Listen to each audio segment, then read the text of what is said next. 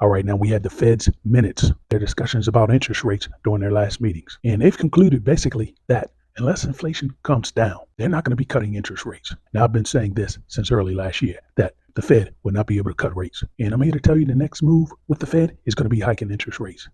And that's going to come sometime early next year because we have agricultural commodities, we have precious metals going through the roof. And this has been while the price of oil has been muted. Now, the price of oil is not going to stay down forever. So what happens when the price of oil moves up? Well, you're going to see these commodities that have already been going gangbusters go even higher. And we're going to be right back at step number one with inflation going through the roof. And the Fed, they're going to be powerless. They're going to have to hike rates again. And for the average Joe, they're going to be crushed. There are so many people, tens of millions of people, tens of millions of Americans that are right now on a financial razor's edge of tipping over, of losing their home, losing the roof over their head, losing their car, losing their job. And what happens when these people hit the streets? It's going to be no coming back. And that's where we are right now. So this is the calm before the storm. Now, the storm's going to come later this year when oil does turn up, and it's going to turn up at some point. We're going to be facing an inflation crisis. Now, this is going to be at the same time when we have bankruptcies coming at us, the commercial real estate debt crisis coming at us,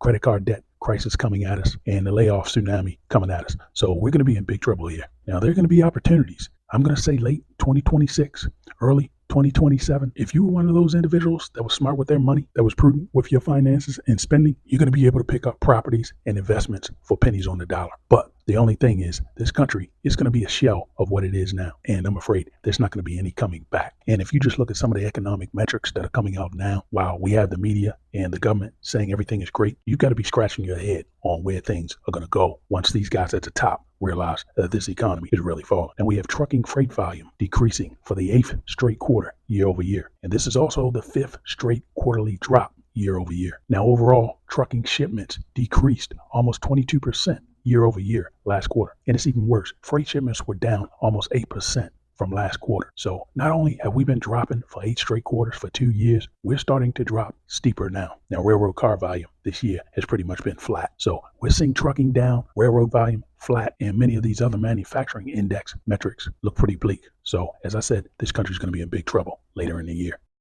Now, we had U.S. existing home sales fall for the 2nd straight month, and that metric is not going to get any better because we're seeing mortgage rates stay elevated above 7%, and at the same time, we're seeing the average home price rise. Now, put all that into the same bed with many Americans getting a pink slip and stagnant inflation, and I don't see how home sales are going to increase. There's a good chunk of the homes that are being bought by Wall Street, and when they've had their fill, they're not going to be selling these homes. They're going to be renting these homes, and the average American is going to be boxed out buying a home. Now, if you like this type of content, please like and subscribe. Thanks for watching.